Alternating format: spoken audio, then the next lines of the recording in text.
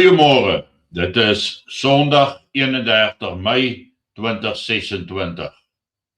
Republiekdag.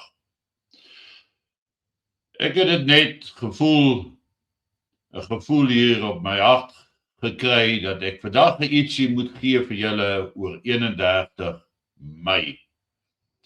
31 Mei in 1961 het Suid-Afrika homself onafhanklik verklaar vanaf die Britse Ryk.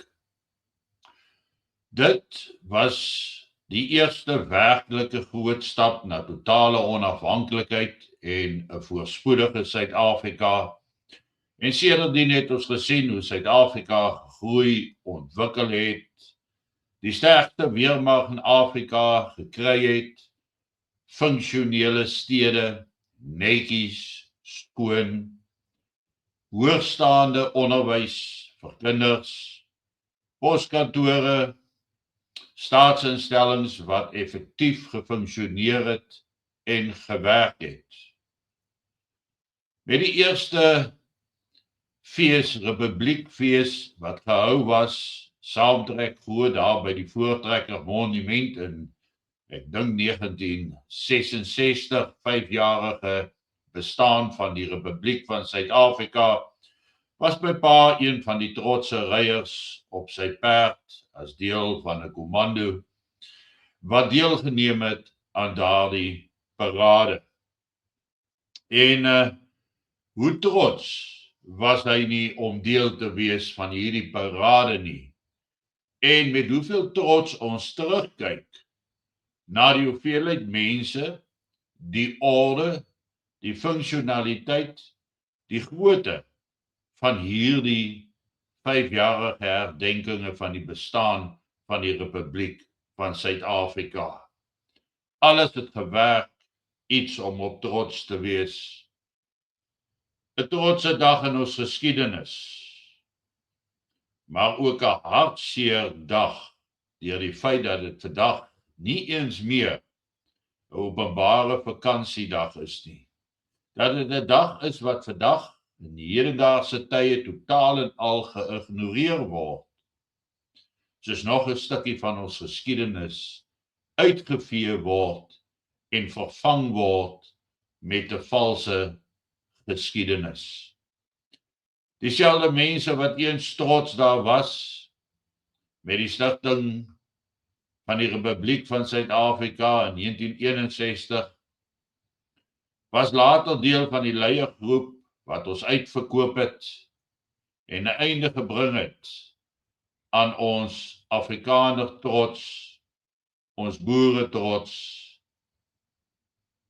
en dit waarvoor ons gestaan het, 'n einde gebring het deur oor te gee onder druk van die wêreldse magte, die geldmagte in die wêreld, die gelde wat ingestort is, die aksies wat geloods was om van Suid-Afrika 'n reënboognasie te maak, waarvan daar vandag weinig van die funksionaliteite van die Republiek tydperk oor is.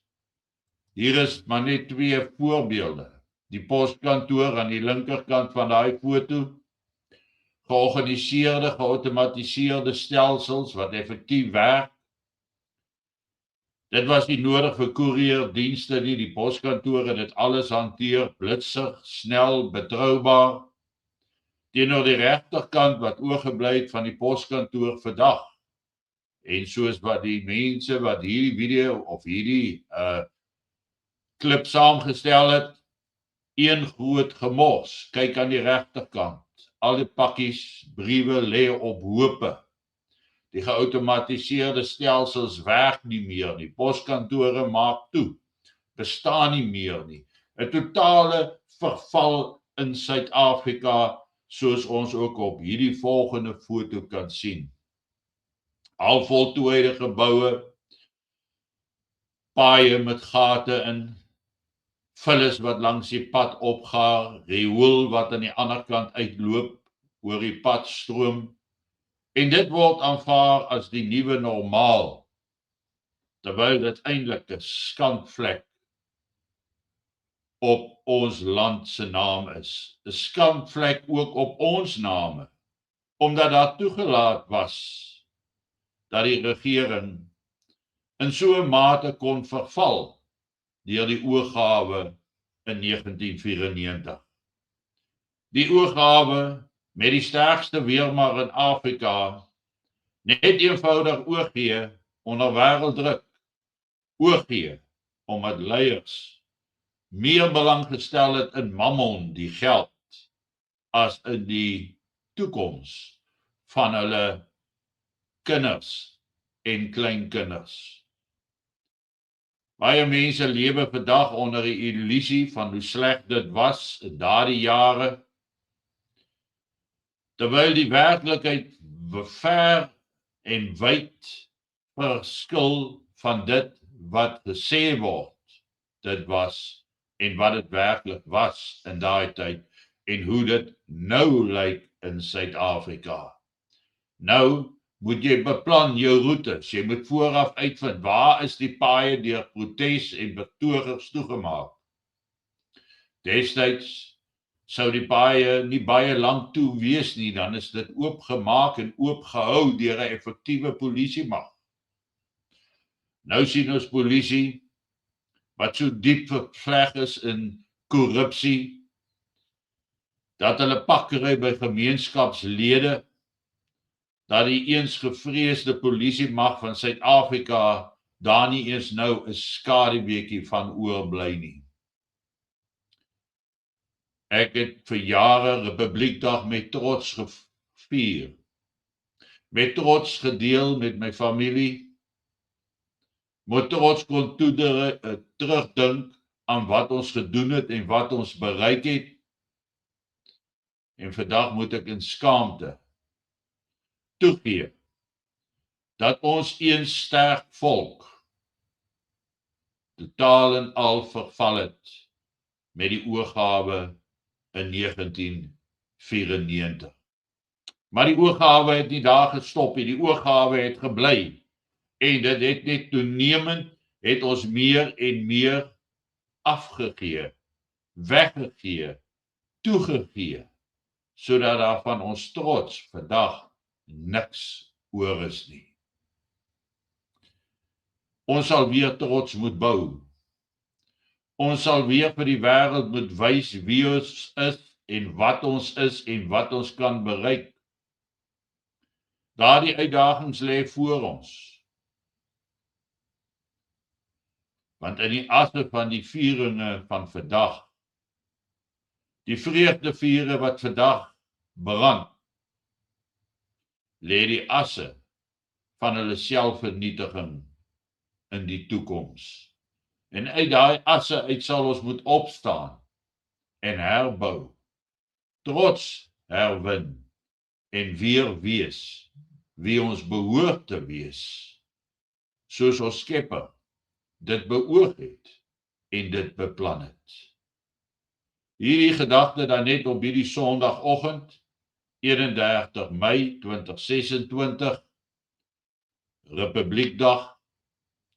Moenie jou geskiedenis vergeet nie, want dan weet jy nie waarheen jy op pad is nie. Ek wonder hoeveel jong mense onder die ouderdom van 30 weet, dit is vandag Republiekdag. En weet, dis die dag wanneer ons onder die juk van die Britse ryk uitgestap het, dit van ons afgeskit het en gesê het, ons is moeg vir Brittanje, ons is moeg vir Britse beheer. Ons sal ons eie toekoms bepaal, totdat ons uitverkoop was, en ons ook dit prys gegee het. En my vraag vandag aan almal, wat gaan jy, ons, as 'n groepering daaraan doen? Gaan ons net die herinnering lewendig hou, of gaan ons daadwerklik poog om te herskep, te herbou en weer 'n mooi toekoms, 'n trotse toekoms vir almal daar te stel. Geniet vanoggend jou kondensmelk koffie, al is dit 'n bietjie laat, en ek is natuurlik môreoggend normale tyd weer terug by julle. Mooi loop, lekker dag en voel trots op wat ons was. En dink oor wat ons vorentoe weer kan wees.